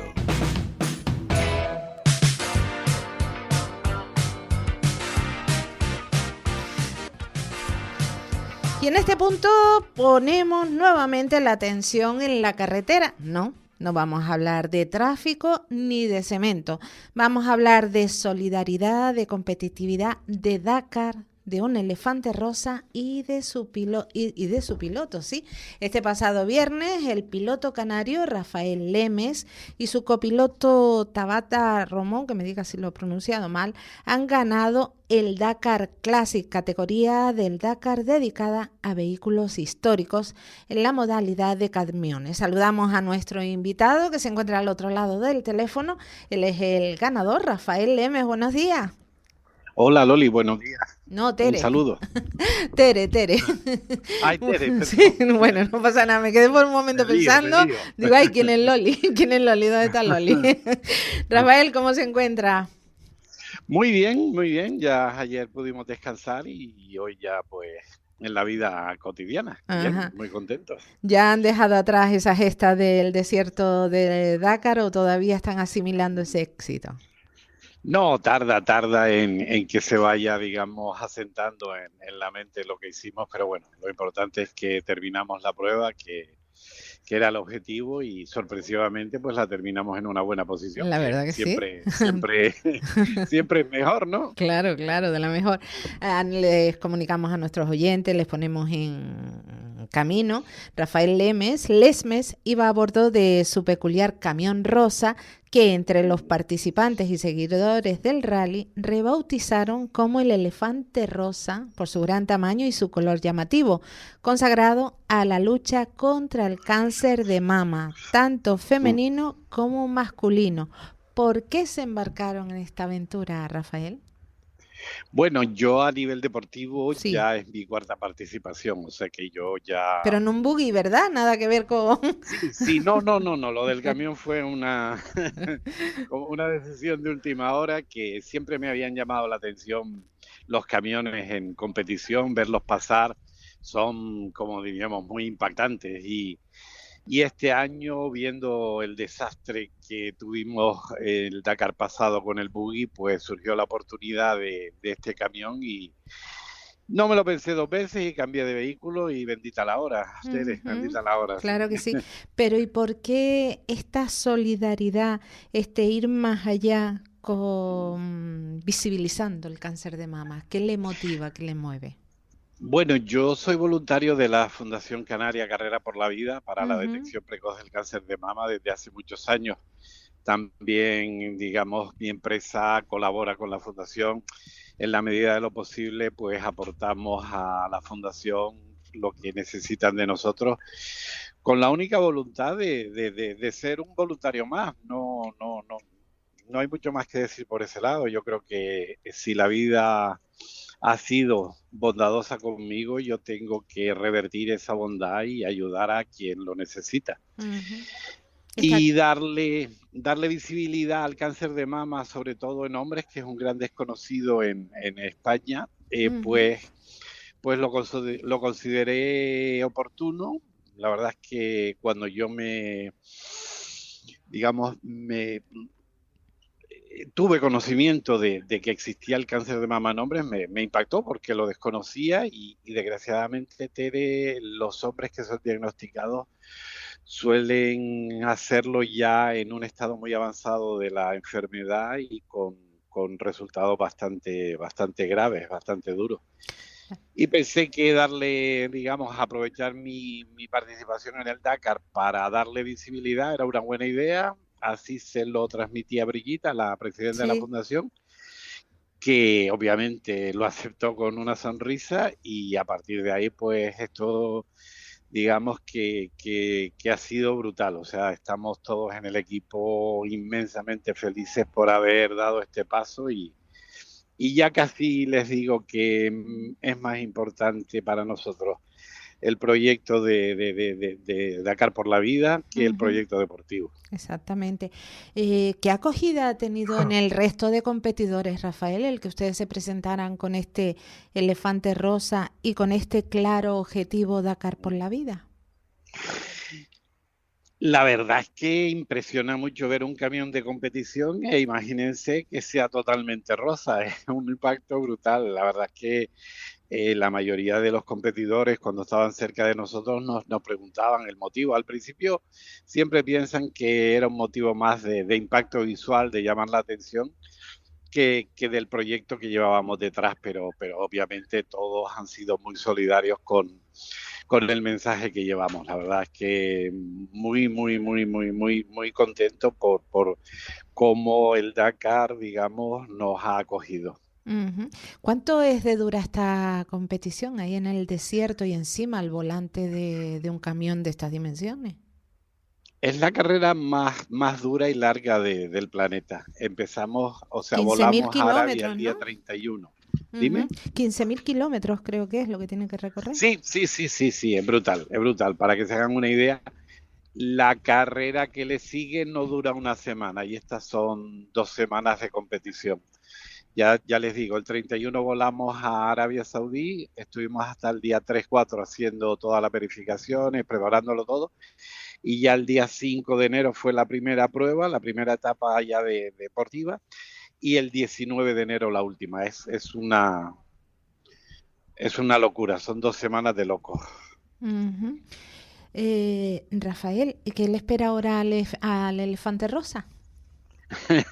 El elefante rosa está en Arabia con el resto de los vehículos, se embarca en un barco que nos lo va a traer a Barcelona, llegará a principios de febrero, y llevarlo a nuestro taller. Tenemos un taller en Burgos con el equipo TH Track y pues hay que desarmarlo entero porque el tute que se ha llevado el pobre elefante, como todos los vehículos, todos los participantes, es brutal, o sea, es que es muy difícil de transmitir la dureza de la prueba.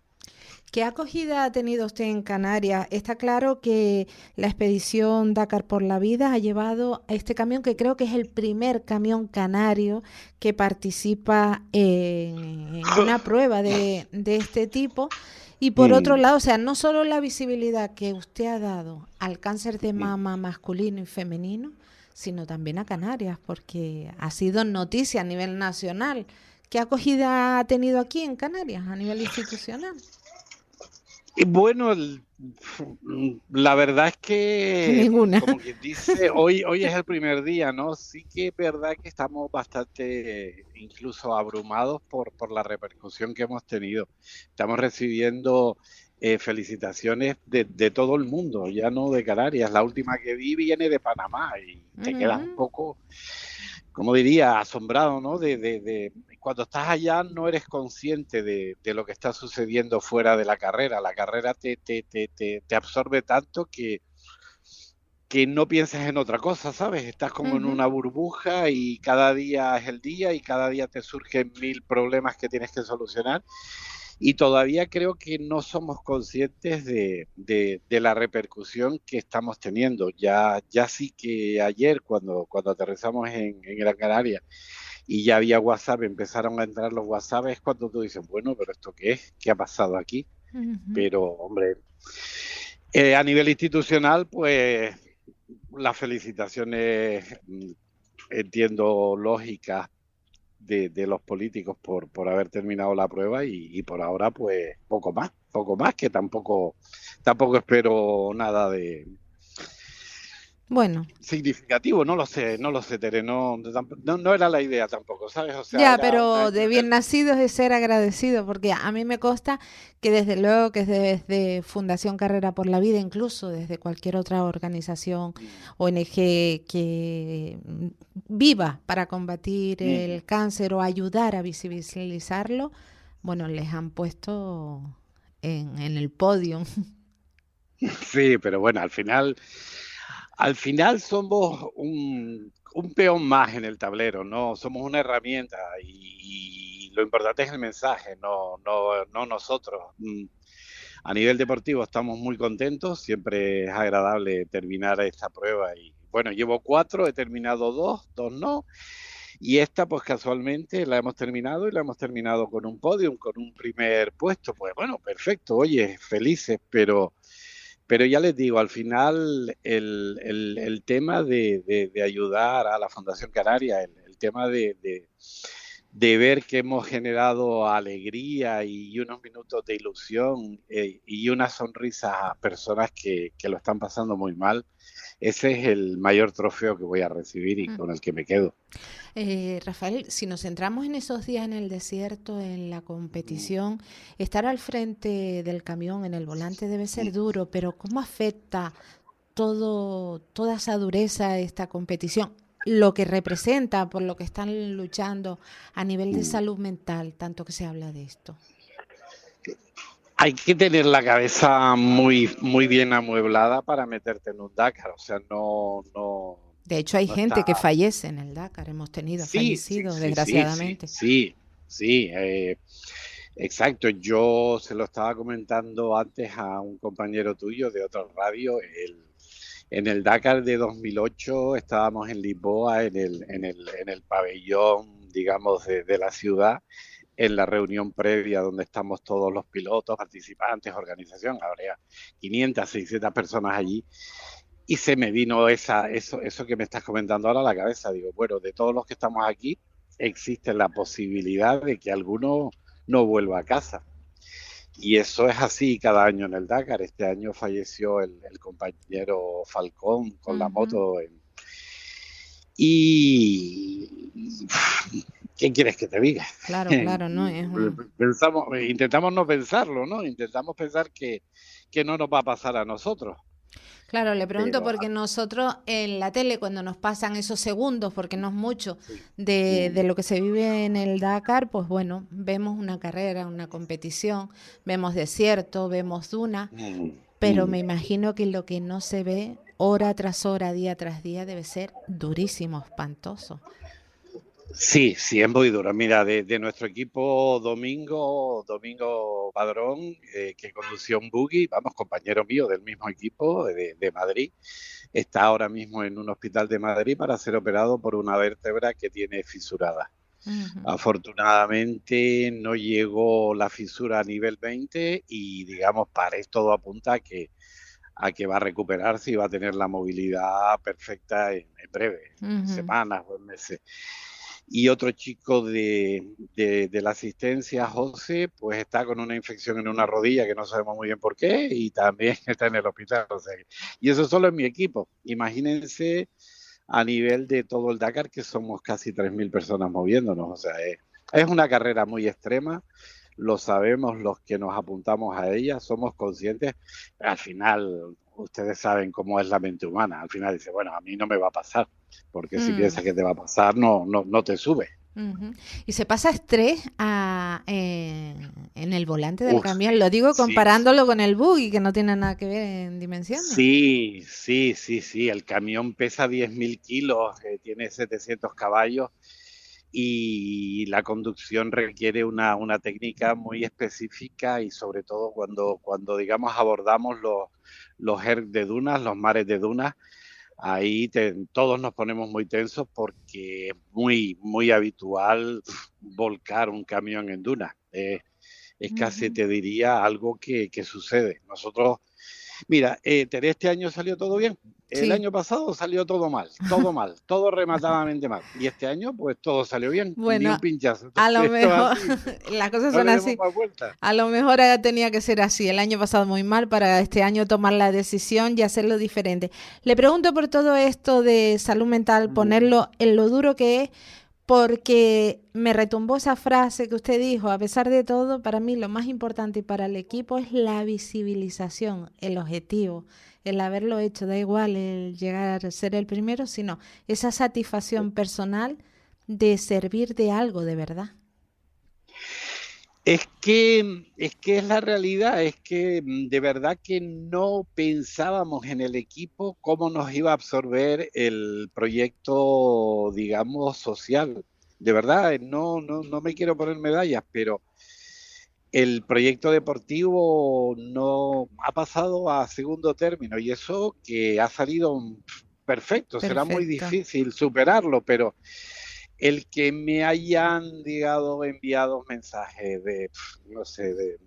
ya no digo de gratitud, sino gente con cáncer de mama terminal que me diga, oye Rafa, que me has hecho muy feliz estos días, que se me ha olvidado lo que estoy viviendo y que muchas gracias, enteré, yo qué sé. Claro. Eso no tiene precio. Eso vale más que el trofeo de Carlos Sainz, de verdad. No. Y creo que uno de los principales motivos, objetivos que ustedes se habían marcado en relación al cáncer de mama masculino era ayudar o conseguir o lograr o impulsar que se haga un estudio relacionado con el que no existe ninguno a día de hoy. Es que es muy, iba a decir heavy, pero vamos a decirlo en español, es que es muy fuerte que no exista un estudio, digamos, encauzado y singularizado al cáncer de mama masculino.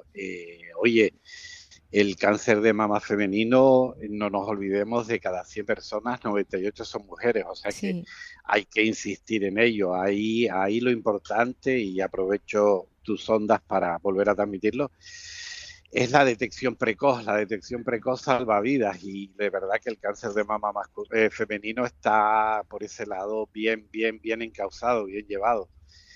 Pero es que el cáncer de mama masculino es totalmente desconocido. De hecho, la asociación a la que represento se llama INVI de Invisibles y no existe absolutamente ningún estudio y tiene sus particularidades. Pero ahora mismo un hombre que tenga que ser tratado de cáncer de mama tiene que acudir a un ginecólogo porque no hay otro médico que lo pueda atender. Parece un poquito, no sé. Es la realidad. Es la realidad. Hace poquito entrevistaba yo aquí a la presidenta de Amate y nos hablaba cómo se daban cada vez más, desgraciadamente, cáncer de mama masculino, sobre todo en jóvenes que abusan de los estrógenos, a lo mejor de gimnasio, nos decía ella, y que por vergüenza retrasan ir al médico. Esa es la triste realidad. O sea, el cáncer de mama en hombres tiene una detección muy tardía, habitualmente ya con metástasis. Entonces, digamos que la recuperación o la sanación de estos cánceres de mama masculinos, pues no suele ser la que todos queremos. Eso sí que son auténticos moles con las que hay que luchar. Rafael, ¿y cuáles son sus proyectos, sus próximos objetivos? Donde puede descansar un poquito, claro. Sí, bueno, retomar mi trabajo, que mi empresa ya me está diciendo que ya está bien ya de andar por ahí haciendo el cabra. Uh-huh. Y bueno, teníamos el proyecto del camión 2 años. Este primer año con la idea de hacer kilómetros, rodar, hacernos a él, aprender técnicas de conducción, porque de verdad que conducir un camión es complicado. Imagínense ustedes, en medio de barrancos, de pedregales, de dunas, es todavía más complicado. Y la idea era este año pues rodar y terminar, y el año que viene pues intentar hacer un resultado más cercano a los puestos de cabeza, pero es que nos hemos saltado un año. Ajá, así que estamos todos un poco en shock. A ver qué hacemos el año que viene, porque superar esto va a ser misión imposible. No hay otra categoría mayor de camiones, o esa ya es la mayoría. Sí, pero lo que es muy... Es el presupuesto. Nosotros tenemos un presupuesto muy ajustado, muy humilde. Ya me gustaría llevar un camión pata negra de 1100 caballos, pero que va con los pies en el suelo. No creo que consiguiera reunir el presupuesto necesario para abordar ese proyecto. Pero claro que sí que me gustaría, hombre. Tú sabes cómo somos, al final siempre quieres mejorar lo que has hecho, ¿no? Competitivos por naturaleza, Rafael. Bueno, pues nosotros, sea lo que sea, le deseamos lo mejor y le reitero, quien da con una mano recibe con las dos. Ustedes fueron con la idea de visibilizar el Dakar por la vida y han vuelto con esa visibilización y con un primer premio en Dakar. Rafael, muchísimas gracias por estar con nosotros. No, a ustedes por dedicarme estos minutos y encantado de haberlos compartido y lo dicho, vamos entre todos a seguir ayudando a las personas que nos necesitan. Evidentemente, la verdad que sí, que eso es lo más importante, visibilizar y poner toda la carne en el asador para que los organismos, quienes tienen el poder y que tienen las perritas, las inviertan ahí también. Vale, un abrazo, gracias, Rafael. Por tu tiempo. Un abrazo. Un abrazo, gracias. Bueno, pues así terminamos. Recordar que Lesmes, una vez que cruzó la línea de meta este pasado viernes, porque fue este viernes cuando ya se alzó con el premio, destacó que superaron el Dakar en un reto que les puso a prueba en cada kilómetro. Ya lo escuchábamos aquí, sobre todo tras una última etapa que ha calificado como un verdadero desafío con la visibilidad casi nula debido a la polvareda levantada por los vehículos, imagínense. Pues así llegamos al final del programa, como siempre agradeciendo el excelente trabajo, los mandos técnicos de Miguel Ángel González Padilla, y reciban ustedes un afectuoso abrazo de esta que les ha acompañado Tere Coello. Capital Radio.